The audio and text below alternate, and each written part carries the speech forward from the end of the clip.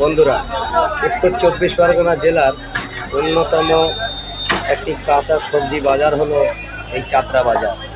এই চাত্রা বাজার সবজি বাজার আজ দেখাবো আপনাদের। এখানে সমস্ত রকমের টাটকা কাঁচা সবজি বিক্রি হয়।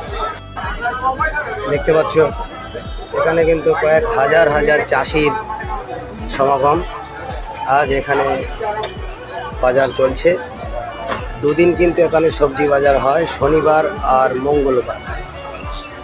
সবই কিন্তু টাটকা টাটকা সবজি। সমস্ত চাষি